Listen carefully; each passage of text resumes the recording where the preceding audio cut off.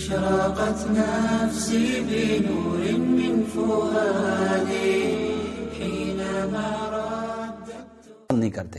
مولانا جمشید صاحب رحمۃ اللہ علیہ کی سامنے ہم بیٹھے ہوئے تھے، کارگزاری سنا رہے تھے، تو ہمارے کسی بھائی نے کارگزاری سناتے ہوئے یہ فرمایا کہ ہم تب جو ہے وہ ایک مسجد میں گئے، وہاں کے لوگ بریلوی تھے، تو مولانا جمشید صاحب نے اتنا غصے کا اظہار فرمایا کہ یہ تم نے کیا کر دیا ہے، تم نے امت کو تقسیم کر دیا ہے. کیا ہوتے ہیں بریلوی، کیا دیوبندی، وہ سب ہمارے بھائی ہیں.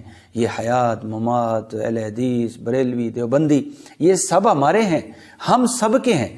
تو یہ جذبہ ہمیں دیا جاتا ہے. میں 1993 سے جماعت کے ساتھ منسلک ہوں، اور اللہ تعالیٰ، میری دعا ہے کہ اللہ تعالیٰ ہر مسلمان کو، مجھے بھی تا دم زیست زندگی کے آخری لمحات تک اس مبارک محنت کے ساتھ جڑے رہنے کی اللہ سعادت نصیب فرمائے اور ہمارا خاتمہ اس پر فرمائے. تو یہ تو ہمیں تو یہی خیرخواہی کا جذبہ دیا جاتا رہا ہے. تو یہ خیرخواہی کا جذبہ لے کر 95 سال ہو گئے ہیں یہ سارے عالم کے اندر پھر رہے ہیں. جب ان کے اوپر حالات آئے ہیں تو ان کے ساتھ بھی ہمدردی کا معاملہ کیا جائے، ان کو اپنے بیوی بچوں کے ساتھ، رشتہ داروں کے ساتھ ملانے کی تدبیر کی جائے، اس کا سوچا جائے. تو خصوصاً باہر ملک جو پھر پھنسے ہوئے ہیں وہ لوگ، اور جو ملک کے اندر پریشانی کی حالت میں ہیں، مجھے بہت دکھ ہوا، اور ہر صاحب دل کو دکھ ہوا ہے، ہر صاحب فطرت سلیمہ والے شخص کو دکھ ہوا ہے کہ جب ان کو ہتھ کڑیاں زنجیر ڈال کر جیلوں میں بند کر دیا. بھائی یہ تو مجرم کو ایسا رکھا جاتا ہے، یہ کون سا جرم کیا انہوں نے؟ یہ تو اللہ جل شانہ کی مخلوق کے ساتھ بھلائی کرنے کے لیے نکلے ہیں، ان کی دنیا آخرت کی خیر کے لیے یہ لوگ نکلے ہیں. یہ مجرم تو نہیں ہے کہ ان کے ساتھ یہ جرم والا ہوا. بہت افسوس ہوا، بہت تکلیف ہوئی کہ جنہوں نے ہمیشہ ملک پاکستان کے قانون کا احترام کیا ہے، باہر ملکوں کے قانون کا احترام کیا ہے. ہماری جب تشکیل ہو رہی تھی یمن کے اندر، دوسری مرتبہ سوڈان کے اندر، تو ہمارے بڑوں نے ہمیں یہ فرمایا، ہمیں خصوصی ہدایات دی اور فرمایا کہ اس ملک کے قوانین کا بہت لحاظ رکھنا، اور اگر تمہارا ویزا ختم ہو جائے تو ان کی سرحد کو فوراً چھوڑ دینا. تمہارا وقت باقی ہو تو دوبارہ کوشش کرنا، ویزا مل جائے تو ٹھیک ہے، نہیں تو اپنے وطن واپس آ جانا.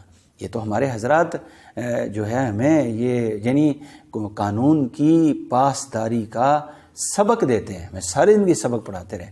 تو یہ لاوارث جماعت نہیں ہے.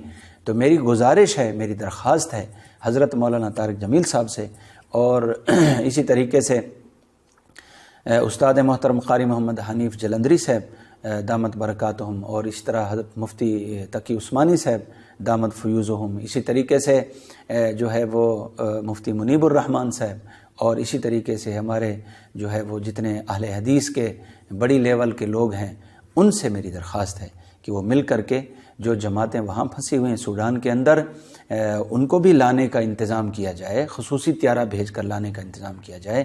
اور جو ملک کے اندر جماعتیں پھر رہی ہیں ان کو بھی، جہاں ان کو نہیں پتا تھا کہ اس طرح اچانک ہی حالات دنیا کے بدل جائیں گے، وہ چلے گئے اور اچانک ہی ایسے حالات ہو گئے.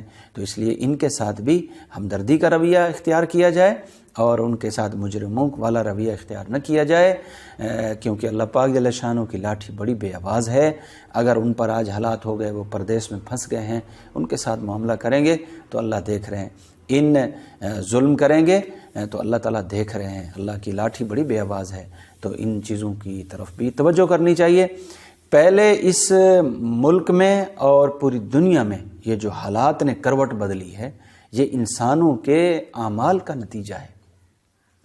ہمارے بڑے فرماتے ہیں کہ جب حالات آ جائیں، مشکل حالات آ جائیں، تو ان کو اسباب کے ساتھ حل کرنے کی بجائے اللہ کی طرف رجوع کرنے سے حل کیا جائے. کیونکہ اللہ کی تقدیر کے فیصلے ہوتے ہیں، تقدیر کے سامنے تدابیر نہیں چلتی. تدبیر بنانے میں کوئی حرج نہیں، لیکن اس کا نتیجہ اور نگاہیں تو اللہ کی طرف لگانی چاہیے، نتیجہ اللہ کے حوالے کرنا چاہیے. نگاہیں اوپر کی طرف اوپر جانی چاہیے کہ اللہ کی طرف سے آئی ہیں اور اللہ تعالیٰ ہی ٹالیں گے. ہم مسلمان ہیں. مسلم اور غیر مسلم میں یہی بنیادی فرق ہے کہ مسلمان وہ صرف اسباب پہ کبھی نظر نہیں رکھے گا. بدر کے موقع پر کون سے اسباب تھے؟ اسی طریقے سے احد کے موقع پر کون سے اسباب تھے مسلمانوں کے پاس؟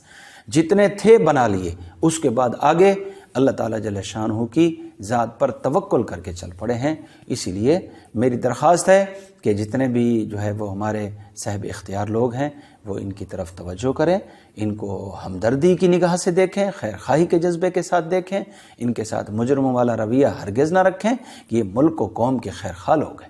انہوں نے تو بلا تفریق ہر ایک کی خدمت کی ہے، دینی خدمت کی ہے، اور یہ ہر پارٹی کے ساتھ جو ہے ان کا یہ تبلیغ کے اندر کوئی خاص طبقے والے لوگ نہیں ہیں، اس میں دیوبند والے بھی ہیں، بریلوی بھی ہیں، اس میں اہل حدیث بھی ہیں، اس میں نون لیگ کے لوگ بھی ہیں، اس میں پی ٹی آئی کے لوگ بھی ہیں، اس میں پی پی کے لوگ بھی ہیں، اس میں یعنی ہر قسم کے لوگ جو ہے اپنی اصلاح کی نیت سے آتے ہیں اور دوسروں کی اطلاع کی نیت سے آتے ہیں۔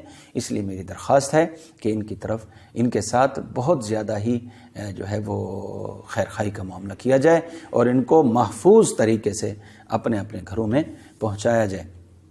اللہ تعالیٰ مجھے اور آپ کو یہ بات سمجھنے کی اور اس پر عمل کرنے کی توفیق عطا فرمائے۔